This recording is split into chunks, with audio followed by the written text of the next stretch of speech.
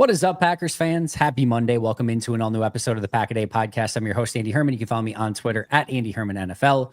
You know her, Perri Goldstein, at Perri_Goldstein. Packs what she said. She's the best. And him, Wisco Grant, Grant Bills, Wisco Sports Show. They're both great people. Friends, how the heck did you enjoy your stress-free Sunday with no Packers game? It was amazing. It was pretty good.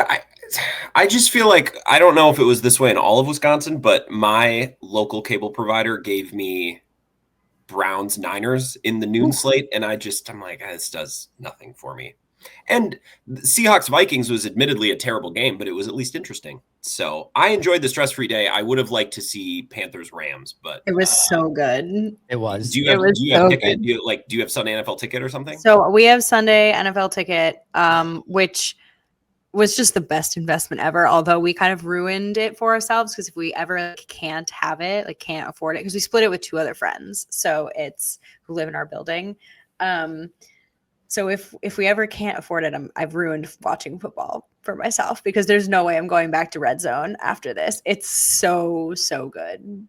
I dream of being a Red Zone guy. You're like 2 levels above me. But I also think there's something very, I don't know the word. There's something very, it's correct. It's proper to be like, this is the game I was given. Like, this is what the football universe has said that is my game today. So you say that until your teams are the Giants and the Jets in your market. And that's all you ever get on cable. That's true. I feel like in the Midwest, we normally draw like a reasonable American would probably want this game. You know what I mean? Unless it's like Bears, Jets or something. I feel like we're right down the heart of America here, Perri. We get the things that interest most Americans.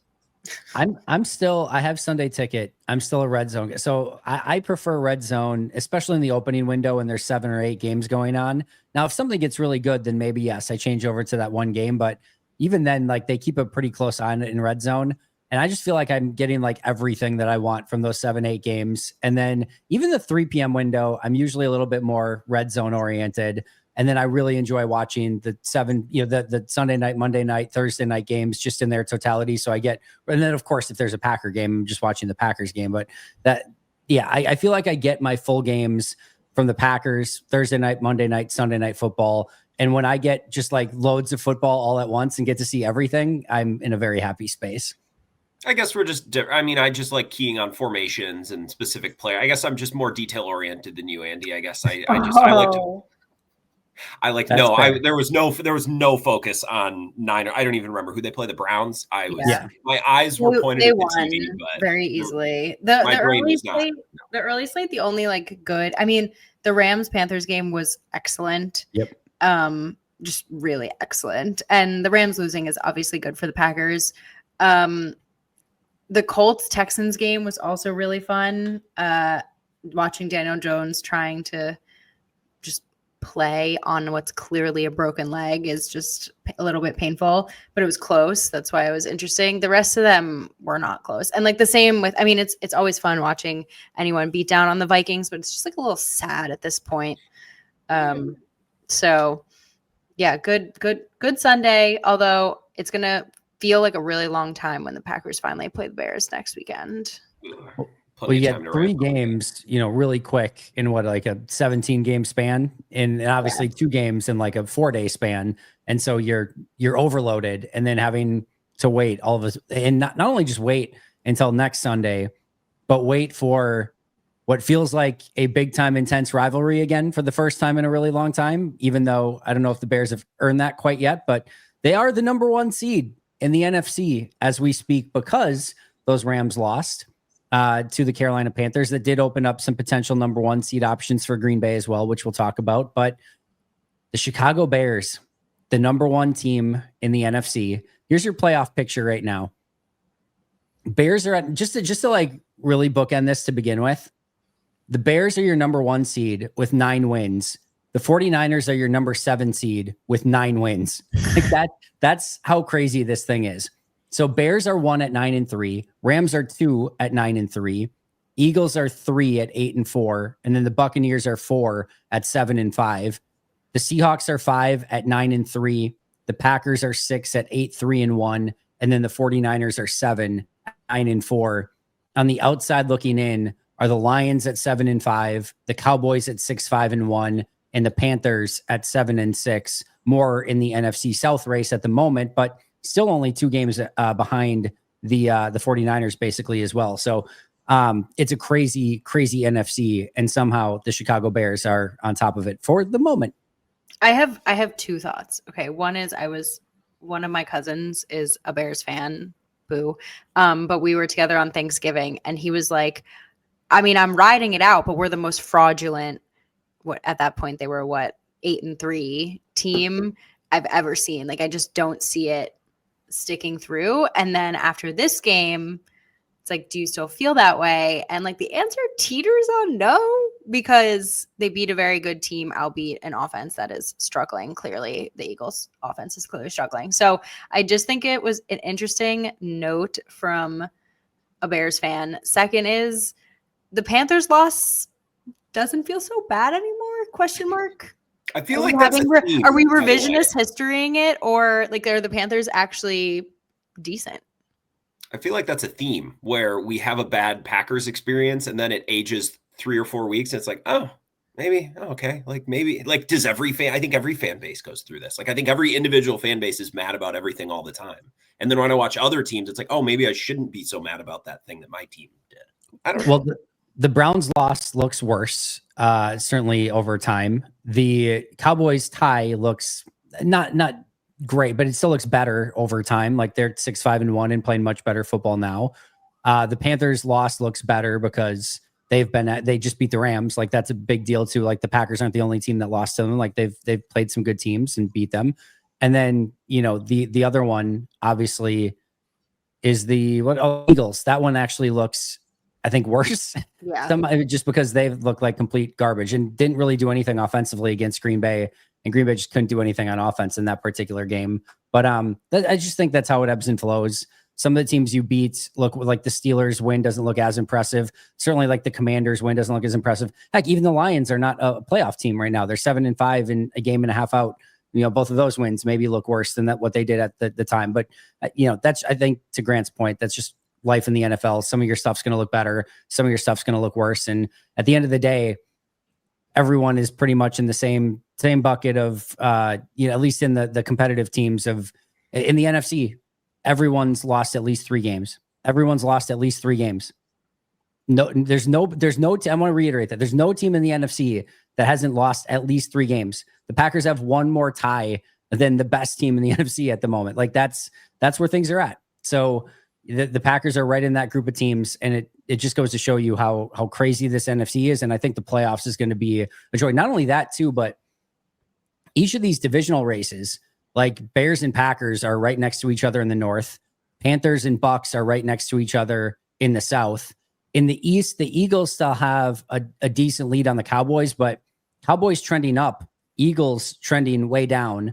And then in the West, the Rams and Rams and Seahawks and 49ers are all within a half game of each other. So not only are you getting these different sort of playoff, implications with each of these teams within the seeding of the 1 through 10 right now, but also you have these amazing battles within your division as well for the division championship.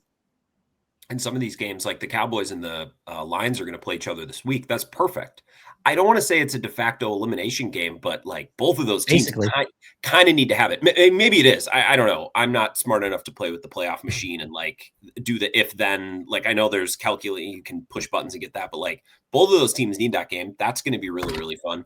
I respect the Bears, I think, more than most. And I think that it'll be a challenging matchup for the Packers because I think the Bears can do the thing that the Panthers did or that the Giants did, where it's come in and it's like, we're just going to try to slow this game down and take the air out of the ball, which is like the new expression that I've started hearing nonstop for the last couple of weeks, and make it a 1 possession game down the stretch and just hope that the other team makes 1 mistake. Right. Yeah. And that can be the difference. The Bears can do. And I think the game against the Eagles is the best example yet. Like that team can run the ball.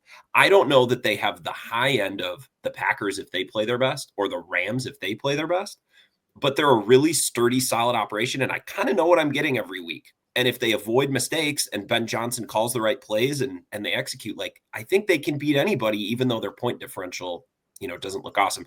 And of course, it helps to bank all those wins even when you're not playing well. Like if the Packers had beaten the Browns and the Panthers in ugly wins, what are we going to sit here today and say, well, yeah, but some of those wins, like, they weren't all that impressive against good teams. Like, no, you just bank as many wins as you can and then hope you play your best down the stretch. And I'm not discounting the possibility that Caleb Williams like takes a little bit of a step up in the final month. Why is that unreasonable? And now all of a sudden they're a team that's banked all these wins and they've found another gear in the last month. So no, I would actually be very surprised if the Packers sweep the Bears. It would be my dream if they split and then hope that the Bears, trip up against another opponent down the stretch. That seems to be what's most likely. Your dream is not allowed to be a split. Your dream is still that they win too. My dream is, I should say that. My dream is that they sweep. Yeah, I probably worded that poorly. Yeah. No, you're all good. I mean, Ben Johnson has clearly done something to that locker room because he ripped his shirt off. That's what he did. Gets up for him. I don't know. I don't know. I mean, everyone knew when he left the Lions, like he's the most coveted head coach for a reason. And I think when you go to an organization that needs that much work, you're like, all right, are you up for the task? And clearly he has been up for the task because they are playing really good football. But I also think that the Packers defense is like on another level right now. And what they do well, the Packers have been able to mitigate pretty easily. I think scrambling Caleb against Micah Parsons / this pass rush is going to be really fun to watch. Like who is going to win that battle? Because Caleb is, if I'm doing a quick rundown of the quarterbacks the Packers have seen this season, but like easily the best runner that they've seen, the best scrambler. And the most difficult to sack. Like he just doesn't go week down. 2 is Jim probably Daniels week 2. Okay, better, that feels like a lifetime ago, but this is just such a different unit now. But so anyway, that's the one that I'm like, that'll be interesting to watch. Yeah, it's going to be a very interesting game and obviously very high stakes. NFC North. These two fan bases are getting after it on social media, on all the social medias. So this is going to be a fun one. Just going back really quick, Lions Cowboys. If the Lions lose that game, they go down to 12% odds to make the playoffs. If the Cowboys lose that game, they go down to 9% chance to make the playoffs per the New York Times simulator. So basically, a 1 in 10 chance that they make the playoffs for the losing team. It basically is going to be an elimination game for both of those teams. For all the Lions won't have no Amon-Ra St. Brown, we think. That's kind of what he made it sound like. I thought that Packers-Lions game was so interesting because my thought about Ben Johnson leaving, my thought was always kind of like, I think they'll mostly be fine because the culture and everything has been built, but where they'll probably miss Ben Johnson is like that key 4th down that they always seem to be able to convert with him, like, or that red zone. And I feel like situationally, that's where the Lions have been worse this year. They've still been able to, in most games, like rack up a ton of yards, score points. It's just some of these situational moments where the Packers were coming up short last year.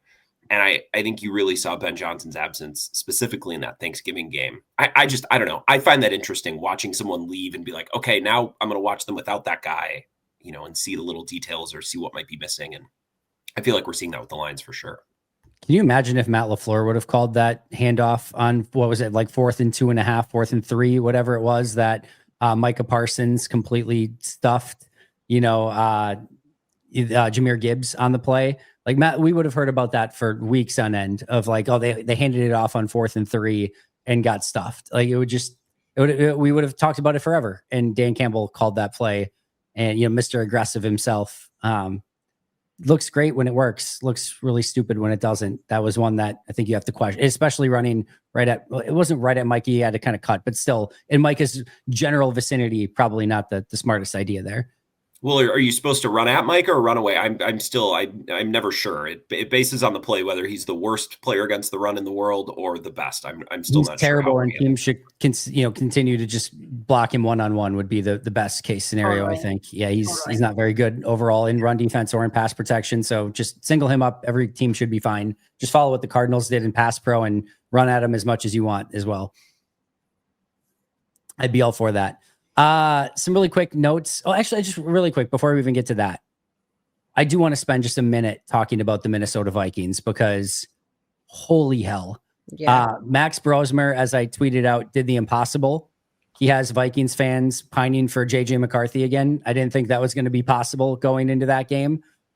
I thought that they would like do something well with Brosmer instead of JJ McCarthy. That is a broken team right now. No points, completely shut out in that game. Guys dropping passes, Aaron Jones fumbling, 4 interceptions for Brosmer, including the pick six. Yes, it was almost the opposite so of the Brett Favre stumbling in the snow where he's like stumble. Oh, he throws a completion. This is like I'm getting sacked, stumble, pick six it, baby. Like just one of the all-time great Vikings highlights that I'm going to remember for a long time. It is a very, very broken team right now. Yeah, it was a no. Yeah, moment. Not a no. Yes, it was. There was another interception later where they're like finally getting something going and they get into the red zone picked, and you're just you can just feel them all deflate in that moment. Just like today is just so not our day. I thought, before the season, I was like, look, this team is obviously going to go the way JJ McCarthy goes. If JJ McCarthy is good, they're going to be good. If JJ McCarthy is bad, this team's going to be really bad. I never expected them to be this bad. Just no way with Kevin McConnell. I always mess up his name. Kevin O'Connell. It's funny. My friend did the same thing today and said McConnell as well. And I don't know why. I joked. I said that it seems like they're coached by Mitch McConnell right now. Is what it feels like in Minnesota. Is what it feels like. But everyone calls him like the QB whisperer, yeah. and like none of his QBs look good. Not a single one. He's had 3 this season. They all look bad. Well, and this is what's funny about teams that are losing. I noticed Chiefs fans tweeting about Andy Reid in this way too. Like a bad team will get fans to turn on a good coach so fast. You know what I mean? Like, I'm not going to lie. I just listen to a lot of sports talk radio. So I dabble in K-Fan and Score North, like after a Vikings, like, what are they saying? And it's fans like, I don't understand why Kevin O'Connell can't marry his system with what JJ McCarthy does well. It's like, do you guys hear yours? Like, listen to what you're saying. He doesn't do anything well, but it's like the fans will turn on the coach, which I think is entertaining. I also laughed watching this game because it was the same crew. I think Greg Olsen and Joe Davis did the Packers last weekend too, right? So they've seen the Vikings 2 weekends in a row.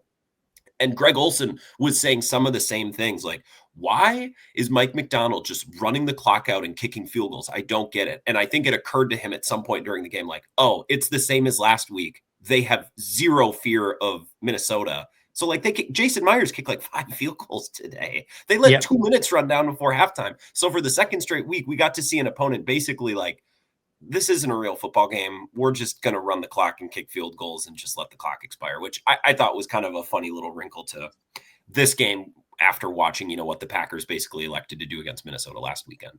I'll say this too, that if you're a struggling offense and you're down to your third quarterback, who's going to play in his first game as an undrafted free agent rookie, the recipe does not include going to Seattle and playing McDonald's defense in Seattle right now. No. That is a nightmare for the most veteran quarterback right now. And Brosmer is certainly not that. They looked awful. I expected them to look awful in that game for that very reason, but that is a franchise that is falling on some very rough times. It does go to your point though, Grant, of like, last year I was talking to somebody in San Francisco, I think when the 49ers are set to play the Packers or something. And I was on their show and all the talk was the 49ers need to fire Kyle Shanahan. And I'm like, you guys hear what you're saying? Do you hear what is coming out of your mouth? It's like, I still think Kevin O'Connell is a good coach. Things are going very south very fast, but guess what? Things go bad when you don't have a quarterback very, very fast. That's the way it works in the NFL. And Minnesota's tried with Wentz and with Brosmer and with McCarthy, and they don't have one. And when you don't have one, you're scraping rock bottom every single time in that scenario. I don't think that's an O'Connell thing. I don't think he's been great this year, but you're just in no man's land when you're in that situation. May I ask you, do you think that a head needs to roll at the end of this year in Minnesota for misjudging the quarterback and how ready he was? Like, does the whole organization from top to bottom just get to go like, whoops, we missed? If they do it has to be Kwesi. Like everything that I have heard /seen/ just kind of reading between the lines is that O'Connell sort of knew this of like, McCarthy's not ready. This should not be the direction that they go in. It's kind of, I think, why they flirted with the Rodgers thing and things like that. And everything seems to be that Kwesi was the one that, he made the pick of JJ McCarthy. and wanted to go in that direction aggressively, even though he missed the entirety of last year. And the only, guy that they brought in at the time was Sam Howell, which ended up being a nightmare. They traded him away because he couldn't play. And then they go with Wentz, and Wentz wasn't the answer. And then obviously McCarthy can't play. Brosmer can't play. So if anything, I think it needs to be Kwesi, but it could get very ugly and very messy there very, very fast in Minnesota, which, that's a shame. Aw. Too bad. Ooh. Too bad. All right, couple things. Updated playoff picture. Packers are now 93% to make the playoffs. This is all per the New York Times simulator. 66% to win the division, so a 2/3 chance to win the division. Another thing that's kind of cool to look at is what seed they're most likely to get. So, number one most likely seed that the Packers were to get, or number one outcome, 34% chance, a 1 in 3 chance that they get the number 2 seed. That is the most likely seed that they will get, again, per the New York Times simulator. The second most likely is 17%, which is the number 3 seed. Next is 14%, which is the number 7 seed, followed by 13%, which is the number 1 seed in a first round bye. And then you've got, after that, it's 10% for the number 6 seed, 7% to miss the playoffs, 3% to get the 5 seed, and only a 1% chance to get the number 4 seed. So that's where Green Bay's at right now. The most likely, again, just over 1 in 3 chance is the number 2 seed. And if you look at it, about a 51% chance to get either the number 2 or the number 3 seed in a home game in the first round of the playoffs. I'm no calculus teacher, but it would seem that that's saying, like, we think the Packers will win the division. We have no faith in what's going on in the NFC East, but the Rams will probably, or someone in the West will keep cooking, and the Packers slide in then behind that. Right. Yeah. Like that would probably be the shape of that. Okay. Yeah. They're basically saying in this case, I would say, the number 1 seed is going to be either Seattle or LA in all likelihood. The number 2 seed is more likely to be Green Bay. 3 is probably Philly. 4 is going to be whoever wins the South. And then 5, I don't even know. Whoever loses the NFC South race, somewhere between San Francisco, LA, and Seattle. And then it just kind of gets more chaotic from there. But yes, I would agree with your back of the napkin calculus. The way these teams are playing, that makes sense to me right now. Yeah. And then just really quick as well, from an odds standpoint, Green Bay Packers, as we're recording this during Sunday Night Football. So if like the Broncos win big, they're right behind Green Bay right now. So maybe they bump ahead of Green Bay. But the Packers, as of recording this, are the 3rd most likely team to win the Super Bowl, or at least the 3rd odds to win the Super Bowl. Rams plus 425, Seahawks plus 750, Packers plus 950 in 3rd. And then there's a bunch of teams that are right behind them. So did you see that in the MVP race? Not that this has, anything to do with the playoffs. However, I did find it interesting that it's Stafford is minus, I think he was like minus 125 or something like that. Drake May, and then you have Dak Prescott, and then a 1, Jordan Love. So it's changed too. Stafford went to plus 105 today, as I'm looking at it right now. May plus 120, and then Prescott at plus 1100, and then Love plus 1500. But really pretty firmly in 4th. Josh Allen's at plus 1800, and then anyone after that goes to plus 4000 or more. So it really seems like a 2-person race at the moment between Stafford and May. But then that next group kind of all tied together is Prescott, Love, and Josh Allen. It's not impossible. I don't think it's impossible. I'm not saying that because I think Jordan Love should be MVP or deserves to be MVP. I'm just saying that I think there's been a lot of talk about Jordan this season, and Vegas and the national media and most Packer fans see it, and they see that he is literally firmly in an MVP conversation, and he's playing exceptionally. So I just thought it was interesting, If everything stays status quo and like he plays good football through that, finishing 5th in the MVP race is pretty much like the worst case scenario at the moment. Yeah. Like if assuming everything stays pretty normal for where we're at right now, which is unbelievable. Like you have the 5th best MVP, basically the 5th best quarterback is, for the season is what you're saying at worst. And right now, again, he kind of comes in at 4th ahead of names you may have heard of like Josh Allen and Patrick Mahomes at the moment. So yeah, he's having a pretty good season. He's a pretty good football player. Yeah. Yeah. Pretty good at the sport of football. Minus 140 to win the division. And then the other interesting thing is Packers, at least again, as we're recording this, 6-point favorites to beat those Chicago Bears this coming Sunday. Just really quick before we get to our main topic, I know we've talked about this Sunday and things stand right now for a little bit here, but thoughts on Packers Bears and just anything you're looking forward to, what you think decides the game, anything that's on the top of your mind. I feel like I said it earlier. Like I think Caleb has, I've been watching more and more Bears football leading up to this, and Caleb has like a little bit of magic right now. And just like he's making good reads. He's actually really like looking down the field and making those reads before he scrambles, which is something he wasn't really doing. And he's got the arm and he's got the receivers, but he's got the legs. So I said it before, I think if this pass rush can contain him and take away a little bit of that like magic that he has with his legs to extend plays, and plus do what they've been doing, which is make the corners' lives easier, get to the quarterback, etc. I think the Bears are going to have a little bit of a hard time because if they're one-dimensional and just running the ball, I think that's a piece of cake for the Packers defense at the moment. But so for me, it's pass rush v. Caleb. Grant? I just think it's Jeff Hafley. Perri, I think you are correct. I will add to that. To me, I think this week is Jeff Hafley, Ben Johnson. Like, what is Ben Johnson scheming in the run game? And how is Jeff Hafley prepared to combat that? Because we just saw Vic Fangio, who I think would probably be most person's pick to be the number one defensive coordinator. Like, who is the one guy you would want in a playoff game to call your defense? I think a lot of people would say Vic Fangio. And they gave up 200-yard rushers. And I think Philly's personnel is better than the Packers. Like, the Bears can run the ball. So how is Jeff Hafley? Because I think Jeff Hafley, his defenses over the last year and a half, I think have overperformed versus the run.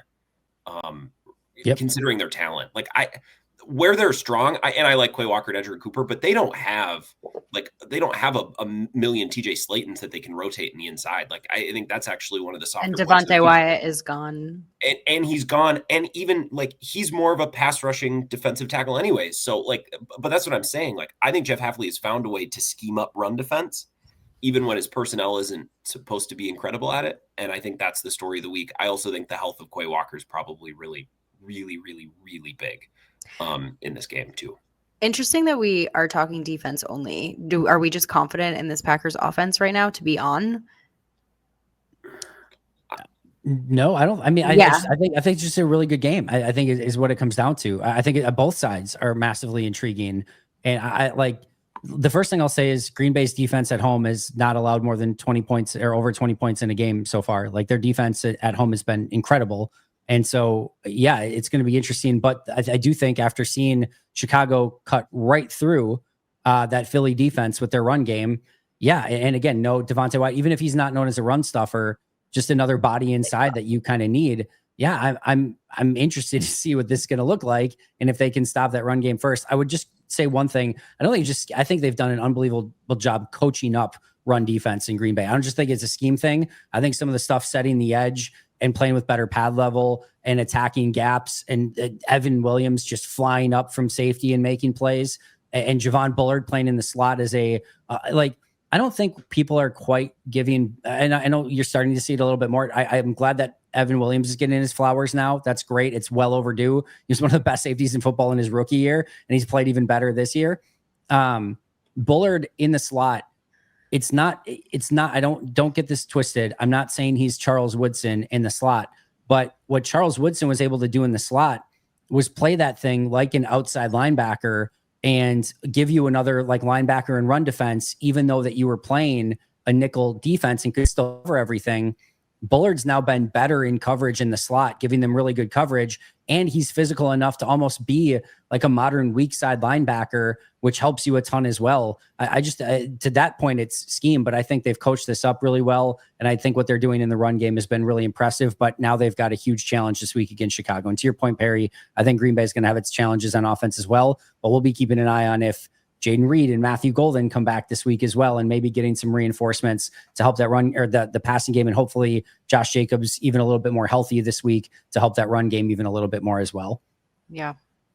Chicago's defense forces a bunch of turnovers. So I think the Packers offense just avoiding mistakes is going to be, especially because the Bears are going to want to run the ball and limit opportunities. And when you have limited opportunities, making one big turnover, one big mistake hurts most. And that's why that Detroit game, it's great to beat a rival. The way that game was won and the way that it was played offensively makes me have higher hopes for the rest of the year, because that's kind of the offensive performance they've been unable to put together for the last 2 years, where it's like, hey guys, you need to be perfect with the ball and basically score every time and execute on every fourth down and pick up every 3rd and 1 or 3rd and 2. And the ball needs to be perfect on that outside shoulder, on that, like, just every little thing. Like, it was a very mature performance on offense. And I think in order to beat the Bears, especially the way they play defense, especially talking about the offense, like, you need to be mature. You can't be sloppy, otherwise they will beat you. So last Thursday, that game against the Lions should have Packers fans feeling better about what the Packers could or wouldn't do, I guess a better way to put it, turning the ball over against Chicago. It's not a surprise that after that New York Giants game where they had 1,000,000,001 mistakes, the last 2 weeks they've played much better football and have not beat themselves. And look, they look fantastic, for the most part in both games. I know. Look at that. Yeah, I know, right? Don't beat yourself and things get a lot easier for you. But to your point, Grant, they're not going to, they can't go back to beating themselves and having those turnovers and costly mistakes this week. If you do, the Bears have shown really all season long that they will take advantage of that and use that to find a way to win the game. Yeah. The Packers only had 3 penalties for 20 yards in the Lions game. Yep. So that's about as perfect as you're going to get, I think. Should have had 4 for 25, but yes, we will gladly take 3 for 20. You know what? It's not on the stat sheet. It's true. Very, very true. All right, let's get to our main event, our main topic, our main topic. Meat and potatoes. Yeah, he's the meat and potatoes of the show. That's perfect. What I wanted to do today is go over a variety of different areas of this team. Quick look. Some of these are going to be very easy. Some of them are going to take maybe a little bit more to define, but look at whether these areas of the team are below our expectations for the Packers, are meeting expectations, or are exceeding expectations that we had kind of going into this season. We are now getting ready for the stretch run, hopefully going into the playoffs and hopefully making a run into the playoffs and maybe even beyond as well. So let's take a look at some of these things and say, are they below expectations, meeting our expectations, or exceeding our expectations? Number one, we kind of talked about this a little bit already.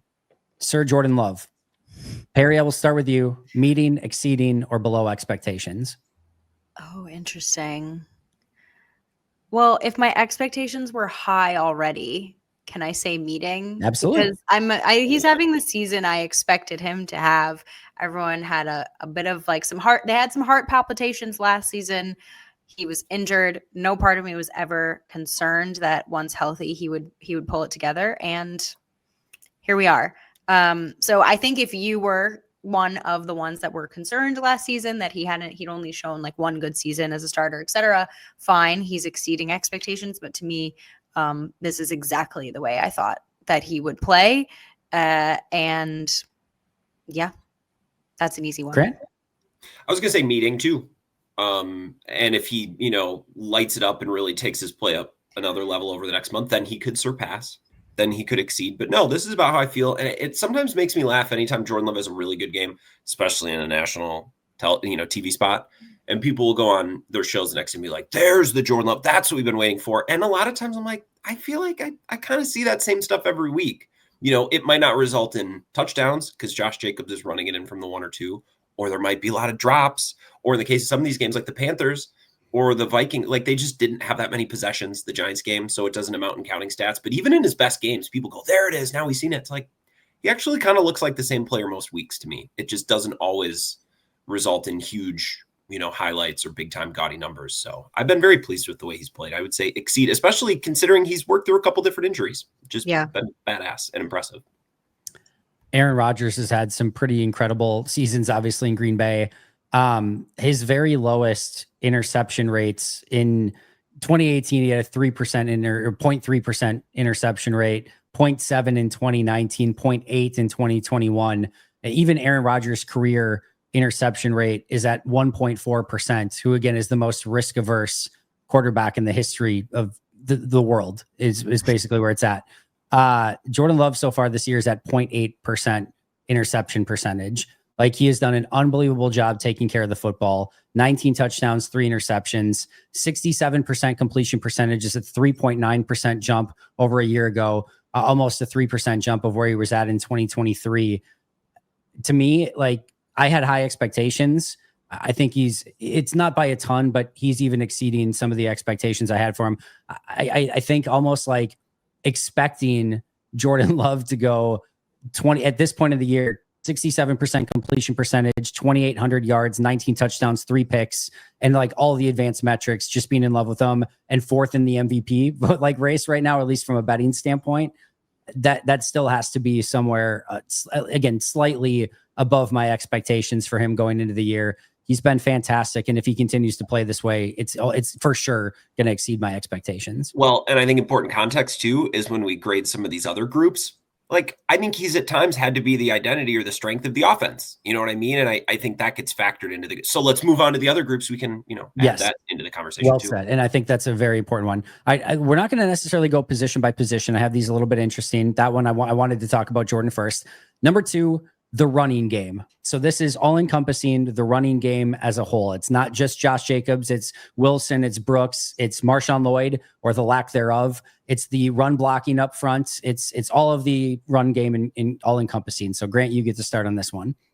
Hey friends, it's time to get our sleeper picks in for week 13 already. We're going Monday Night Football. You know me, these are the type of games that I love getting sleeper picks in for. New England and New York. We've got a really good team in New England against a not so great, but very entertaining team in the New York Giants. This isn't some big heavyweight fight. This is just, it's football, right? And so let's get our sleeper picks in and make it a little bit more fun. I'm going Stephon Diggs, more than 47.5 receiving yards, and Trevion Henderson, more than 69.5 rushing yards against the Giants defense that, let's be honest, isn't that great. Also, Jackson Dart, more than 207.5 passing yards against New England's defense. He's going to have to throw his way into it, just like we've seen Jameis Winston try to do lately. Jackson Dart, with his first game back, he's going to go more than 207.5 passing yards in this game. Either way, you can choose your own adventure, get your picks in over on Sleeper. And the best part is that you can get a 100% match up to $100 by utilizing code PACKADAY. Again, a 100% match up to $100 by utilizing code PACKADAY. Terms and conditions apply. See Sleeper for details.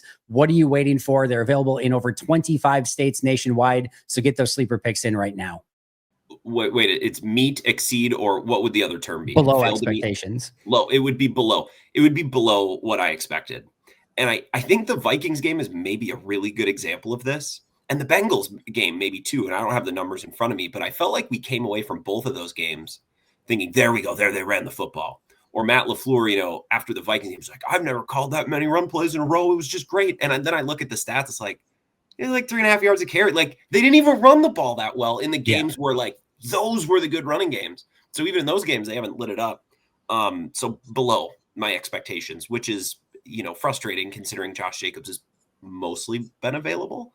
And they had some turmoil on the offensive line early, but it's not like they've lost a huge key player for the season or anything. So I'll say below expectations. PG? Yeah, the answer is certainly below.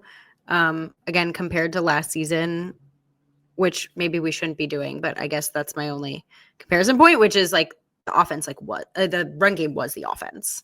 Yeah. And there were games where like it was just run, like just absolutely mauling people on the ground.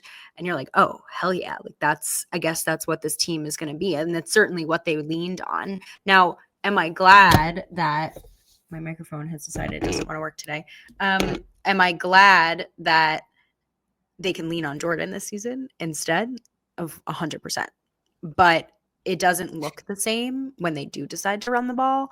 And certainly in the Lions game, one of my biggest takeaways was like, wow, they finally got like multiple explosive plays on the ground. I mean, that was like the first time all season that I've seen Josh Jacobs rip over 10 yards a carry on multiple runs. So it's certainly been below. I hope it changes, but hard to say anything else. Yeah, I'm there with you. Jacobs has been, I just think, a tad below where he was a season ago, probably most part due to the run blocking up front. Getting nothing out of Marshawn Lloyd is a massive disappointment. The fact that he's been hurt all year. Wilson, maybe slightly above my expectations. Brooks, right about what I expected. The run blocking, way worse than I expected. Overall, in totality, a worse running game than I wanted. Wide receivers, again, just as a group, just wide receivers.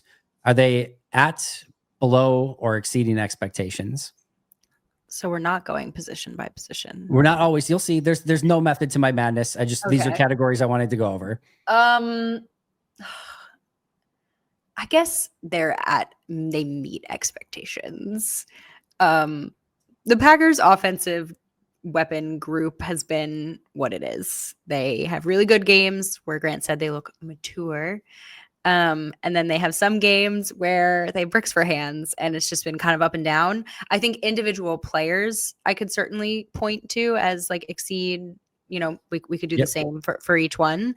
But it's certainly been, I think, still a bit of a inconsistent roller coaster ride. And you would hope that some of these guys are in year 3, year 4, looking for contracts, hint, hint. And they're not always reliable. So that's where they've been. That's where they still are. Grant? I would say on the season, maybe slightly below. If you're just asking about the last 2 weeks, I'd maybe say a little exceed. It's funny. Ask me next week, or ask, a month ago. Like it depends. Dontavian Wicks doing that certainly helps. And Christian Watson coming back and looking exactly like the player they drafted him to be certainly helps. I think big picture this year, my hope was maybe for 1 or 2 of these guys to really break out and be like, wow, he took a big leap. And I don't think any of them have done that. So it's hard for me to say anybody has exceeded expectations. But I think putting a little extra weight maybe on the last few weeks, I would say meet expectations. I would probably go slightly, but I will say I think Christian has exceeded any of my possible expectations for him coming back from injury. Like, never in a million years did I just expect him, like, game 1 look like the best version of Christian Watson we've seen yet, which is really fun and I'm really excited about. I think then you get to the Jaden Reed like injury conversation, which just sucks. It's not his fault, but not having Jaden Reed is a bummer. That, again, that's not a meets or below expectations. It's just an injury sort of thing. And then everyone else, though, I would say is maybe just a tad below my expectations. But I think part of that is due to the nature of having this many wide receivers, which we kind of knew going in.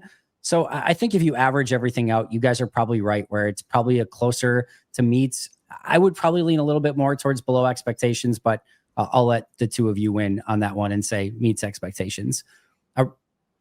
Was that a high five, or was that you have a? Yes, I was high-fiving Perri for us being correct and you submitting to our takes. Sorry, I thought you were like raising your hand like I have a question. Like, no. I'm like, you can just speak, my friend. You don't. No, I know. I've never hesitated to just turn my mic on and go. So no, that is true. All right, let's go to the defensive side. We're going pass rush here. So just pass rush in general, meets, exceeds, or below expectations. This is a really difficult one. It's a really difficult one. I mean, I'll go below my expectations. And that has nothing to do with Micah Parsons. He's been everything you could have asked for and more. It's like other guys should be having more big moments, and they really haven't. And it looked early on like they would, like, oh, here's Rashawn Gary in the best place, ever in his career to really contribute. And it just hasn't worked out that way down the stretch. I think Enik Bari is maybe the perfect player to be like, he's the exact player that you think he is, and hope he just is him. But I think the rest of the unit is probably below expectations, because I expected more considering they're playing with Micah Parsons. Really? Yeah. Yes. What is Rashawn Gary at on the season right now? I don't. 7 sacks, I think, is where he's at, something like that. Okay. 7. Okay. I mean, one of those was not blocked. Like 3 of them were like picking up the pieces from a Micah Parsons pressure. We're nitpicking now? Yeah. It's not nitpicking. Picking up the pieces from a Micah Parsons pressure is exactly what Grant is talking about, though. That's what he wants. No. It's I think what Grant's saying is you're being single blocked on the other side because Micah Parsons is getting triple teamed. I expect you to win those one-on-one matchups consistently, not just getting a sack because Micah forced him your way and you cleaned it up. Yeah, a quick pressure, like beat your guy right away and go make a play. I'm not trying to be contrarian, by the way. I don't know. When minutes ago, when I'm like, oh, I wonder what I'll say for pass rush, that'll be below expectations. And it's nothing to do with Micah. I don't know. How much does Micah not weigh out in you're looking at this group as a whole, though? Like, they finally have a 1, if you want to look at it that way, and he's absolutely exceeding expectations. No part of me thought that he would have 10 sacks before Thanksgiving. Okay. That's fair. I feel like my take is wrong now. Go for it. Hey, we're in a safe space. Everyone's going to comment on it and make it a not safe space. But right now, I don't care. I don't read the comments. I feel like, this was their weakness last season. Like this was fully their defense's weakness. They got exploited like nobody's business. Good take. And now you can say that it's a strength. So if you want to go into the individual players, for sure, there are guys to talk about, but we've seen a legitimate jump from LVN before he got hurt, which is something we really wanted to see. And we saw it. And we're all sitting here hoping he comes back because he was that impactful that we miss him. And then you get the second best, respect to Myles Garrett, pass rusher in the league who's doing exactly what you traded him for. And now that contract looks amazing. And the unit as a whole is performing well. I like the way Jeff Hafley calls pressures. I like his, I loved that Xavier McKinney blitz, right? He gets to do really fun stuff. It feels like the playbook is open for him. So people are scared of the Packers pass rush, and they should be. Exceed expectations, in my opinion. I'd probably fall somewhere in the middle of both of you. I have a tough time saying it's like below expectations simply based on how Micah is playing. I think I think a lot of people's like dream scenarios, we had this vision of like, holy hell, Micah, Gary, LVN, Devontae Wyatt, all on the field at the same time. You can't block all of these guys. Everyone else is going to get one-on-ones, and it's just going to be this torture chamber of pressure. Look the hell out, NFL. It's going to be similar to, Strahan and Kiwanuka and Human Yoria, and who is the fourth one? Did I say Tuck? Tuck. All right. So like, it's going to be something akin to that. And I think partly due to, Wyatt missing some time due to injury, LVN missing time due to injury. I think Rashawn Gary has been below my expectations for the number 2 rusher that I had for him going into the year. And then Mike has just been insane. So, and I also think like little things like Warren Brinson's been better than I expected. Colby Wooden more on a run stuffing standpoint, but even still on the whole, better than I expected. You get to enough of this and I think Enigbare is having a much better year this year than he did a season ago. So I would probably say it's coming closer to, I think, meeting sound expectations, but it's a very nuanced conversation that's tough to put all in one group, which is kind of why I wanted to do it that way. Ha ha ha. I know. All right, we're gonna even out on a meets expectations for our pass rushers. How about run defense? I'll start. We talked about it earlier. To me, the run defense is exceeding my expectations. Maybe meeting based on what we saw a year ago, but like to Grant's point, if you look at it on paper, you're like, ugh, I'm not sure. 2 kind of undersized linebackers. You lose Kenny Clark and Colby Wooden and Devontae Wyatt on the inside are going to have to do your heavy lifting on the interior. There was all the talk of can Micah be a good run defender or not, and like. Just they've answered I know there was a couple hiccups here and there. The Carolina game was a disappointment, but on the whole, it's probably exceeds expectations, especially after losing Kenny. I agree. I think that's where I land too. I'm with you on that. I think just the work that they've done against Jahmyr Gibbs in 2 games is like that's enough for me, because I know no one cares about my fantasy team, but I have one fantasy team and Jahmyr Gibbs is on it, so I watch him like a hawk every week. And a lot of these games, even when the Lions aren't playing well, it's just like that dude touches the ball and good things happen, even if no one else on the team is doing anything. Like, he's unbelievable. And the Packers in 2 games now this year, they haven't snuffed him out completely, but like they've made him not a weapon, which has been really impressive.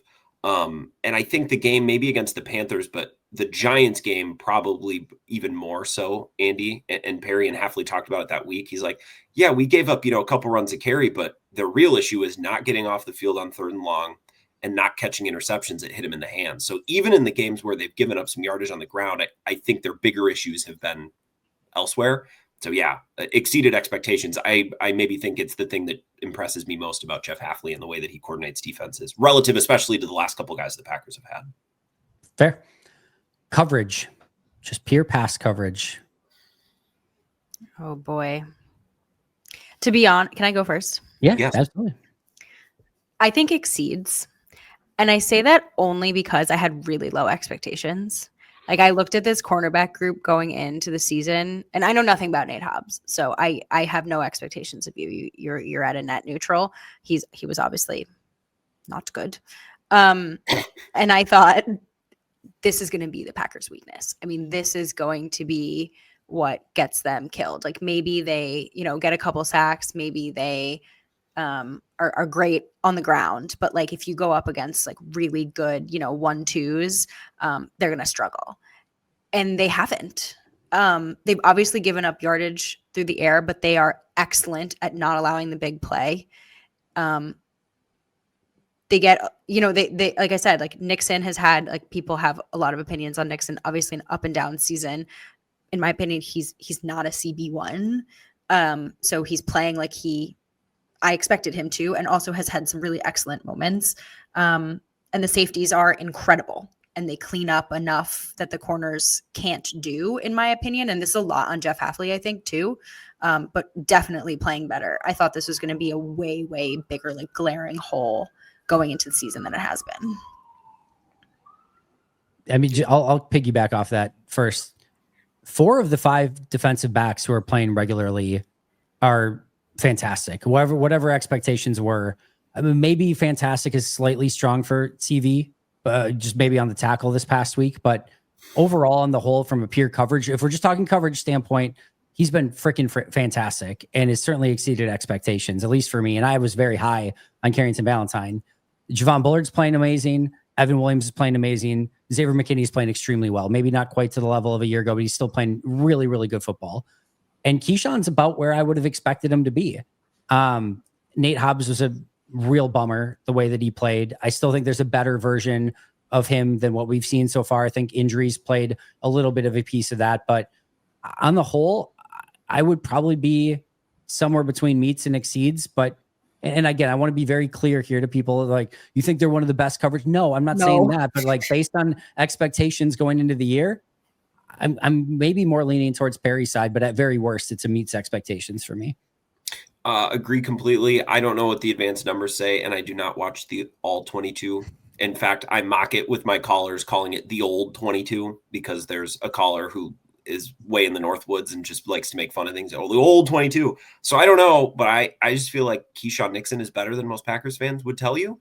I think he's been okay and even pretty good in some moments. And then he gives up one completion. It's like, well, there's Keyshawn Nixon. It's like, well, corners do give up completions sometimes. So I would say, yeah, meets with the occasional exceed. And I think my favorite part of the coverage unit is it's kind of working like it's supposed to.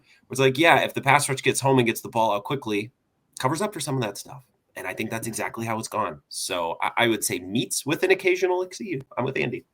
I talked to Aaron Nagler about this earlier this week of, like, speaking of expectations of, you get the schedule for the first time and you see it and it's like, oh yeah, I think they're going to go like somewhere between 11-6 and 12-5. Okay.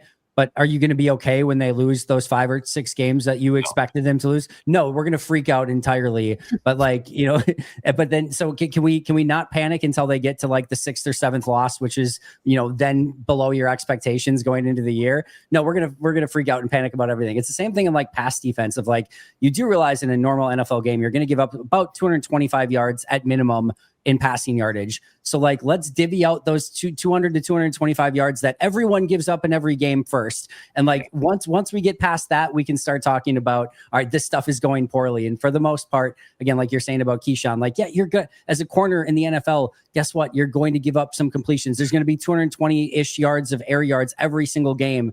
And those are going to go against somebody. It's not going to be perfect every play. So no, I think the defensive backs, the coverage as a whole is probably closer to exceeds than anything else for me. Well, and there was a play in the Steelers game that I think really, he got picked on in the first half by Aaron Rodgers, right? And everyone was mad about Keyshawn Nixon because the Packers were losing. But there was a play that I think really encapsulates this. And sometimes as football fans, we just need to be a little bit better watching corners, myself included. Where like Aaron Rodgers is falling away, he's getting sacked, and he throws up a prayer, and it lands like 8 yards behind whatever receiver was running a boundary route. Nixon, it was behind, it was inside. It was a prayer. It was a horrible throw, but it was behind him. So the receiver turns around to try to look, and it's nowhere close. So Keyshawn Nixon gets flagged, because why would Keyshawn Nixon, he's covering the route where the ball's supposed to go. Yeah. And like, but as a corner in the NFL, you get flagged there, and everyone's like, oh, there's Keyshawn Nixon again. It's like, I just think that's such a hard position to play, and it's so scrutinized when we're watching. So I'm not saying that he's Darrelle Revis, but I think he's been pretty darn good. And the units held up their end of the bargain defensively. All right, next up, special teams. I'll go first. Special teams is absolutely meeting my abysmal expectations that I had going into the year. I said to Aaron Nagler also, I'm like, they're going to be terrible, and I'm going to assume that they're going to be terrible every year until I get to the end of the year, and you can prove to me statistically and analytically that they weren't terrible and that they didn't blow us a playoff game in some way, shape, or form. So this is exactly meeting my Packers special teams expectations that I go in with pretty much every single year. Yeah, I couldn't have said it better. Yeah. If anything, maybe slightly below, just because I at least thought they had a kicker, but maybe that gets evened out by the fact that Waylon's been fantastic. So yeah. I just, the first half of the Lions game was ghastly. Like, just talking about field position. Like, why is McManus kicking the ball? I understand maybe every once in a while it happens. Like, he just kept kicking it into the end zone. And the average starting field position in the first half was, and then it's just the holding penalties on all these kickoffs and punts. It's like, okay, so there's 10 yards of field position, or if there's a return, which there probably isn't, but if there is, like, there's 15, 20 yards of field position down the tubes. It's like, that's the frustrating thing to me. They can field punts and kicks now, and I think McManus should be good so they can make kicks in their punter rocks, but we're just talking about massive swaths of field position that they're just leaking every week, and it drives me nuts. But again, same. I expected nothing, and they're meeting those expectations.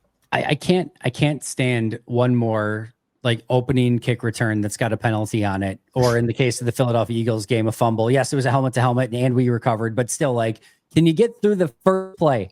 Can you get through the very first play of the game without having some stupid mistake? That would be maybe a step in the right direction moving forward, but they've met expectations, my crappy expectations for them. All right, a few more, then we'll get out of here. Coaching meets, exceeds, or below expectations. I don't know where to go with this one. That's really so broad, Andy. Like, is Matt that LaFleur. I'll say Matt LaFleur. Matt okay. LaFleur. I was going to say, is that position coaches? Because if Rich Bisaccia is in there, we'll say Matt LaFleur. Okay. Ultimately, as he would first say, it falls on me first. So it starts Grant, with me. Do you want to take this one first, or would you this feels like a good Grant one? Yeah. Sure. I think he would probably be beneath my expectations at this point, but it's very close. And I think there's a great chance that if they play great football down the stretch, that he will be right there or exceeding my expectations. I just think there's been some weird, like, fourth down stuff. The 2 minutes been horrible in a couple of moments, which just scares me because you need that stuff in the play. You need to be good in the 2 minute in the playoffs if you ever want to win multiple playoff games. There were some things that worried me last year with Matt LaFleur that I just kind of chalked up to being a fluke. Like, he had a bad year, the same way that a hitter in baseball has a bad year. Like, it can happen. But a lot of the same fourth down stuff, especially early, was there. He's been conservative in spots, but I also try to give him a little bit of grace there, because when your wide receivers can't catch or you can't run, like, that play sheet can just be limited. Cleveland, that game being the best example. But I think he would be beneath my expectations because I came into this year thinking he's a really, really good coach, and I still think he's a really good coach. So beneath, but that's more a testament to him, and I think it's really close. I'll just go really quick. I would tend to agree with Grant, but say that it's trending upwards. And if it is, Grant said, if it continues to play out the rest of the year, I would say it's going to be a meets expectations for me. Okay. My first thought when you asked this question was, I feel like it's unfair to answer this now. Like, I feel like there's a lot of season left. Quit dodging the question, Perri. The Packers, no, I refuse. And the Packers have, like, certain expectations for the way the rest of the season is going to go. And I think this answer goes like a few different directions. If the Packers make the Super Bowl this year, like, we're all saying, yeah, they exceeded our expectations.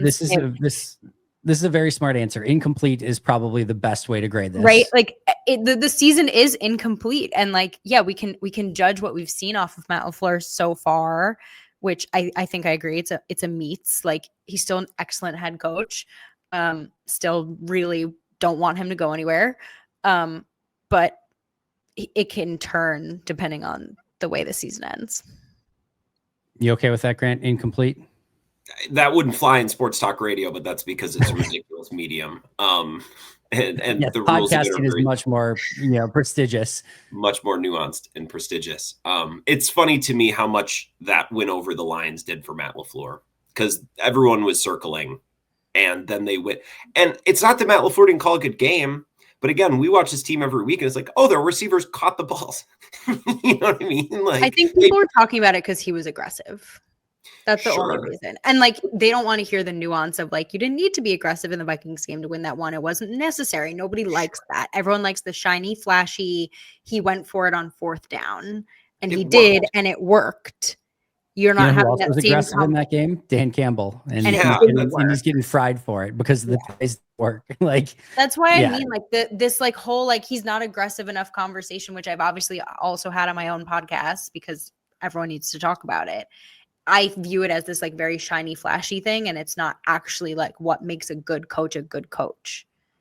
I think what makes a good coach, and this is what I actually like the Vikings game, is all of your decisions from the opening kick to the end of the game made sense and were connected and followed a general, like, this is our plan of attack today to win this game. If you want to kick a lot of field goals, go nuts. If they make sense, and then you make all the other decisions in the game based around that, right? Like, where coaches get in trouble is, well, I think I need to be aggressive here. I think I need to, like, no, do whatever you want to do. You can be super passive on 4th down, and I'll find a way to get behind it if I think it's part of a bigger strategy that works. So I'm with you. Like, I don't think aggression for the sake of aggression is good. I also think, you know, talking heads love to talk about, oh, that took some balls. Well, yeah, it worked. You know what I mean? Like, Wicks lost a shoe and went up and got a ball, and Jordan Love, you know, put the ball up and gave him a chance. So I don't know. The coaching conversations can get a little ridiculous, but that's why that's fun. I also like that. That's what makes this world kind of work, and I enjoy it. All right, I have a few quick ones that I think will go very fast. You're not allowed to say incomplete on this one, Perri, because I know it's incomplete in totality, but for what your expectations would have been for this draft class so far, is this draft class meeting, exceeding, or falling below expectations?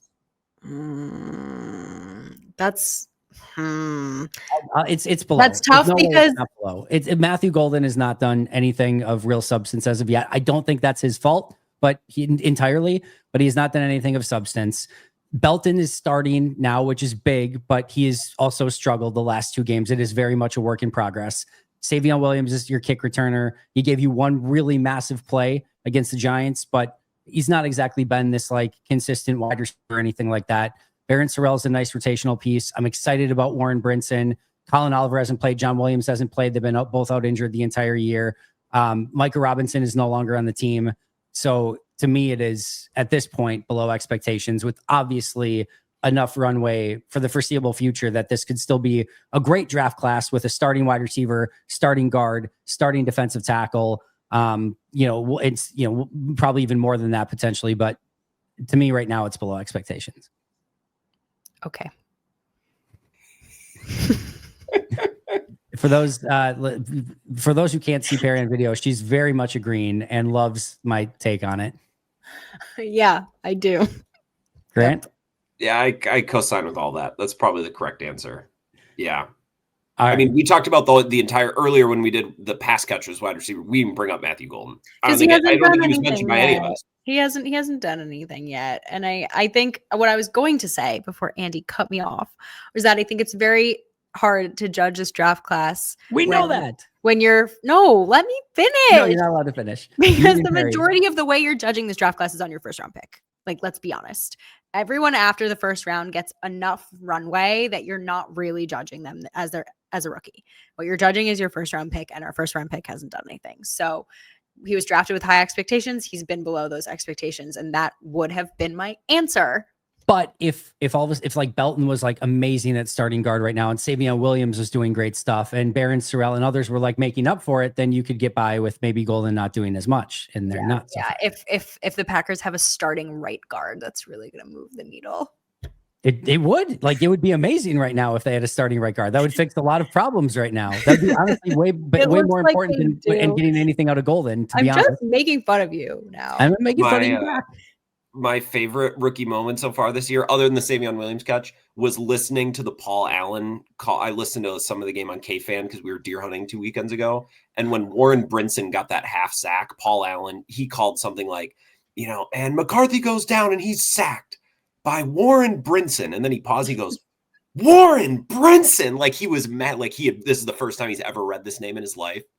that's my favorite rookie class moment this year, and it's basically a garbage time throwaway sack. So. The best moment of the rookie class was Matthew Golden being selected, and that was still one of the greatest moments of the year. So that at least give us that, if nothing else. Free agency class is below expectations. We don't need to have a conversation. Aaron Banks, Nate Hobbs, and even their two flyers, McCole Hardman and Isaiah Simmons, were complete nothings. They got cut before. Not on the team, got cut before the start of the season. So their flyers didn't work. Their big time free agent didn't work, at least to the extent that they wanted him to, although he's playing better. And Nate Hobbs has been terrible. So it's easy below expectations. Yep. No notes. All right. The Micah Parsons trade as a whole exceeded expectations. What do you mean? Absolutely. Just, hey, we're going to knock the obviousness of the free agency class. We'll give the praise as well. Like, this Micah Parsons trade could not have gone any better than what anyone would have expected it to so far. I like it even more now that another team in the NFL gave up the same amount of draft compensation for a corner. Andy. Like, they got Micah Parsons for the same price the Colts paid to get Sauce Gardner, who I like, but Andy, he's a corner, and the Packers got him for that price. So I think it's only aged better as the season. And he's not the level of corner that Micah is as a defensive end either, which also does not help that. So last but not least, final one, then we're going to get out of here for real. The Green Bay Packers. Have they met, exceeded, or fallen below expectations so far? You're not allowed to go incomplete. You left this one for the end? Grant, what do you think? Have the Packers met, exceeded, or gone below expectations? I think they've met. I thank God we're doing this after this Detroit game, because it's such just a useful bit of data. I think they've met expectations. They've had really high highs and a couple low lows, and it all balances out to, I don't know. I don't remember the preseason win total or what I picked, but they're about on pace for that. So I would say bet. Perri? They've met expectations. I agree with Grant. Been a little bit of a roller coaster. Some games have been a slog. Some games have been amazing. When they are playing at their best, they are unbelievable. When they're not on, they are brutal to watch. If they make a run for it, great. But we're only allowed to judge so far this season. I would love to agree with both of you, but I think if we're being honest, this one has to be incomplete. Like, we don't know what this is. It's a meets expectations so far, with obviously a large TBD depending on what happens the rest of this year. I agree with both of you very, very much. They're 8-3-1. They're in the thick of it. Everything is within their destiny from here on out. They hold their destiny in their own hands. So yeah, they're meeting expectations so far. Could they've done a little bit better? Yes. Could it have been worse? Yes. It's meeting so far. If you would have asked me 2 weeks ago, I'd probably say slightly below. Again, that Detroit win is doing yeoman's work in so many different conversations right now. Like, that's a very load bearing win for podcasts like this. So I'm glad we talked about that this week and not last week. 8-3-1 is better than 6-3-1. I do agree. It does look better. But yes, the Detroit wins look very, very good. All right. That's all I got. Final thoughts? Oh, here, just to recap it really quick. We've got Jordan Love meets to exceeds, running game below, wide receivers below to meets expectations, somewhere in that range. Protection meets, pass rush meets, run defense exceeds, coverage meets to exceeds, special teams meets, meets in a bad way. Matt LaFleur incomplete, draft class below, free agency class below, Micah Parsons exceeds, Green Bay Packers meets. Little mixed bag, and it feels about right. I'd have it no other way. Yeah, exactly. Grant, what do you got? Final thoughts, plugs, anything you want to say on the way out? No, not much. I was off the radio for 4 days, which is just an unbelievable feeling. I just don't have to be thinking about what I'm going to say for 2 hours, but I'm excited to be back this week.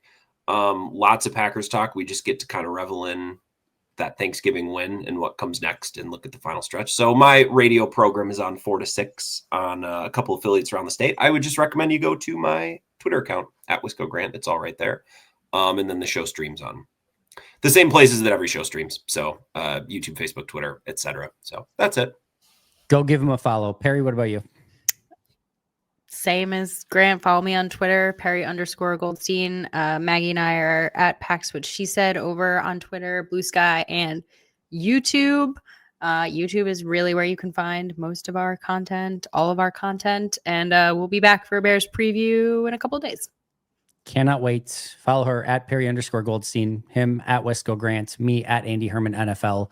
Appreciate you guys joining us today. I'll be back tomorrow, today as you're listening to this, Pack-A-Day Live with Mike Wall, and then Tuesday morning with Mike as well. So make sure to check that out. We will see you guys all very, very soon. But until next time, and as always, go Pack Go.